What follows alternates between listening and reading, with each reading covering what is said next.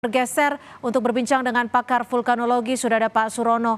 Pak Surono, dari perspektif dan kacamata Anda sebenarnya apa yang terjadi dari letusan kemarin di Marapi ini? Marapi itu status waspada itu sudah bertahun-tahun. Saat saya tinggalkan vulkanologi 2015,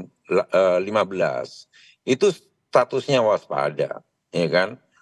Dan daerah yang tidak boleh dimasuki adalah radius 3 kilometer dari puncak, ya kan? Jadi beginilah, kan ada aturan alam yang harus kita respect, ya kan? Aturan alam itu Marapi sering meletus, kalau tidak masuk radius 3 kilometer walaupun meletus ya aman gitu loh kan. Jangan terlalu dekat gitu loh. Kan tidak mungkin kita menutup semua gunung api yang memang letusannya hanya dalam sekitar puncak radius bahaya 3 kilometer, kan nggak mungkin seperti itu kan. Oke. Jadi antara rasio, ya kan, dan hati kadang tidak nyambung, bahwa secara aturan itu 3 kilometer dari puncak nggak boleh masuk radius itu, Oke. ya kan. Kadang-kadang keinginan itu tuh lebih kuat, ya kan, akhirnya terlanggar. Dan tidak mungkin masyarakat di kaki Marapi itu, kecuali abu loh Mbak ya, kecuali abu, ya kan, bergantung arah angin, itu pasti kena pada saat terjadi letusan. Tetapi kalau di atas Baik. puncak ya kalau melanggar aturannya, ya saya tidak tahu gitu. Baik, selanjutnya dari pengamatan Anda, seperti apa aktivitas vulkanik Marapi ini? Apakah akan berlangsung lama atau akan seperti apa, Pak Surono? Bukan akan berlangsung lama, sudah berlangsung lama letusan ini. Sudah berlangsung lama, oleh karena itu ada rambu, ada aturan yang alam maukan, ya kan, sebagai tuan rumah, adalah radius 3 kilometer tidak boleh masuk, ya kan. Ya kan, andaikan itu dilanggar aturan itu kan, celaka sudah pasti, ya kan, selamat itu suatu hal yang kebetulan saja gitu loh. Ini yang pada saat terjadi letusan ya. Oleh karena itu janganlah kita tabrak-tabrak aturan itu, andaikan kita mau selamat gitu ya. Menabrak aturan, ya kan, celaka sudah pasti, ya kan, selamat suatu hal yang kebetulan gitu loh. Ini bukan akan berlangsung lama, sudah berlangsung lama dan Baik. akan terus berlangsung. Pak Surono, ini sebelum letusan kemarin ada indikator tidak sih yang seharusnya diinformasikan kepada pihak terkait untuk memitigasi korban, atau seharusnya para pendaki ini sudah sejatinya tahu akan aturan ini?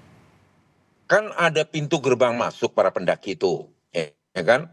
Para penjaga pintu gerbang masuk seharusnya sudah mengetahui sejak lama bahwa aturan naik ke Gunung Marapi itu boleh, tetapi tidak boleh masuk dalam radius 3 kilometer dari puncak. Ya kan? That is the rule, ya kan? Janganlah merubah-rubah aturan demi keinginan sendiri atau kelompok mereka gitu kan. Nanti nggak selamat gitu loh. Ya kan? Baik. Cobalah kita mencoba menjadi tamu yang baik. Tuan rumahnya dalam Marapi, respeklah aturan itu. Respeklah aturan yang punya rumah agar kita menjadi tamu yang terhormat gitu loh. Jadi artinya ini bisa dipastikan bahwa jika radiusnya di atas atau melebihi 3 kilometer cenderung lebih aman, seperti itu ya? Lebih aman Mbak, lebih aman. Kan kalau ditanya apakah akan terus, sudah dari dulu dan akan menerus. Merapi itu akan sering terjadi letusan, sama dengan Kerinci, ya kan, sama Gunung Ibu di Halmahera, sama dengan Semeru setiap saat meletus. Hanya ada rambu-rambu yang harus kita ikuti, Oke. ada aturan main, ya kan. Bagaimana dengan warga yang berada di sekitar Gunung Marapi ini, Pak Surono? Masyarakat Untuk di jarak yang sekitar 5 Marapi, kilometer ini? ya masyarakat di sekitar Marapi itu sudah tahu lah gitu kan. Biasanya hujan abu, ya kan, ada letusan, bergantung arah angin lah gitu ya. Karena ini agak besar kelihatannya, ya kan, abunya agak lebat. Tetapi ya inilah Marapi yang tidak pernah berhenti meletus, ya kan, kadang besar, kadang sedang-sedang saja, kadang kecil. Oleh karena itu kalau ditanya apakah akan berlanjut, sudah sejak lama berlanjut dan akan berlanjut terus. Mari kita ikuti aturan alam, aturan yang kita sepakati pun tidak boleh dilanggar gitu kan. Kalau kita mau selamat, ya kan?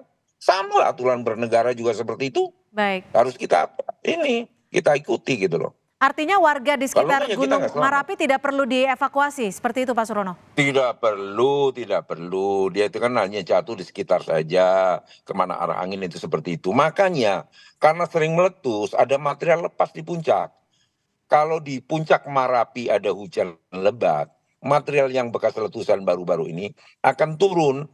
Masyarakat Sumatera Barat mengatakan itu galodo, ya kan? Itulah ciri Merapi. Baik. Merapi, Kerinci, Semeru, ya meletus tiap hari, ya, sering meletus lah gitu ya. Ya marilah kita ikuti itu aturannya. Baik. Jangan masuk 3 kilometer ya boleh. Ikuti aja lah. Baik. Jangan coba-coba langgar aturan lah gitulah. Baik, terima kasih. Terima kasih pakar vulkanologi Pak Surono sudah bergabung dan juga memberikan perspektifnya untuk Kompas Petang. Selamat sore Pak Surono. Untuk para pendengar. Sehat selalu.